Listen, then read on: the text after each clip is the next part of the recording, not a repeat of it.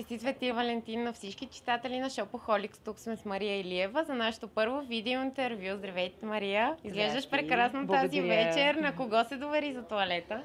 Аз в момента съм с дрехи, които сама си награбих набързо от гардероба. Иначе имам стилист, който се казва Васил Божилов за моите сценични медийни изяви. Той е изключително талантлив, млад и най-важното, много близък приятел. Ние се разбираме без много думи. А това според мен е най-важното за стилиста, да има емоционална връзка с човека, когото облича и на когото добавя стойност на имиджа. Ти отговори на следващия ми въпрос. Кои са любимите ти дизайнери? Аз много харесвам Валентино. Има една много красива, чиста линия във всичко, което тази модна къща представя. Преди обожавах силуетите на Фере и много дрехи на Фере имам. За съжаление, изгубихме неговия гений. Какво ще обичам? Много харесвам Blue Girl на Blue Marine, младежката линия. И разбира се, обожавам таланта на българските дизайнери. Много обичам Невена, много обичам София Борисова, Кнап. Това са хора и приятели, мога да кажа смело, с чиито талант са много горда. Добре, на кой разчиташ за ежедневната си визия? Кои марки предпочиташ в ежедневието? В ежедневието предпочитам джинси и тишърт, по възможност ниски обувки, което рядко ми се случва.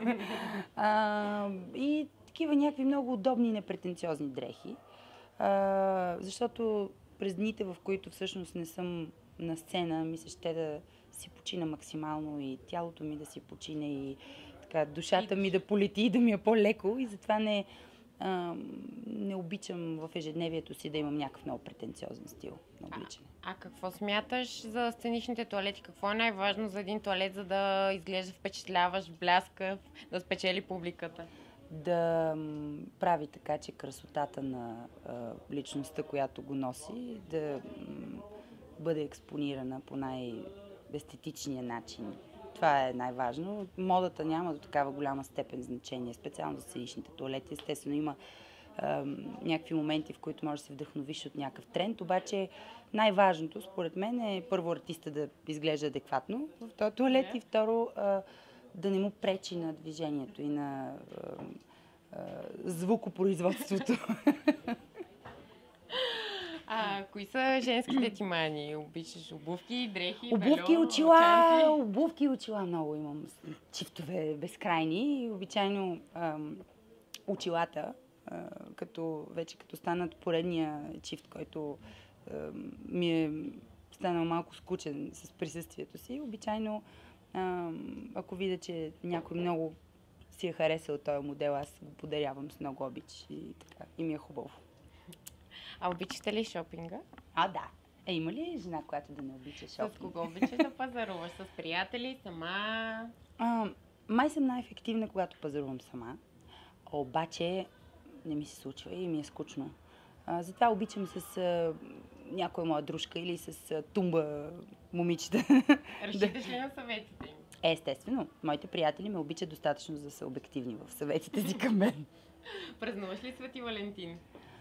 Аз празнувам всички хубави поводи да се чувстваме добре и щастливи, въпреки че Свети Валентин не е наш празник. Ама защо пък да не го прегърнем и да се радваме на любовта? За някои това е ежедневие, за други пък точно 14-ти е акцента в любовните преживявания. Аз мисля, че любовта е смисъл на живота и затова не приемам 14-ти като някакъв ултра специален любовен празник. Обаче виж една чаша хубаво червено вино много добре ще ми дойде на този ден. Освен, че ще забавляваш гостите на Rainbow Plaza тази вечер, ще го споделиш ли с някой специален човек? Да, с около 850 души мисля да споделя този момент, тази вечер, защото за щастие много хора са избрали да сме заедно днес и това е много специално и вдъхновяващо, прави ме щастлива, да има моменти, в които музиката да е една много сериозна връзка между мен и другите. Много е яко. Какво ще пожелаеш на читателите на Shopaholic за Денят на влюбените? Освен здраве и любов, им пожелавам да посещават вашия сайт често, да ви обичат много, да намират точно това, което всеки търси като отговор на въпрос, свързан с модата, с стила. Сигурна съм, че ще е така. И на вас ви пожелавам това първо интервю да ви е един прекрасен пръщапълник и да ви тръгне много яко всичко.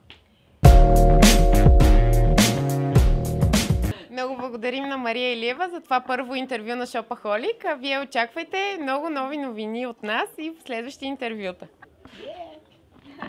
Yeah.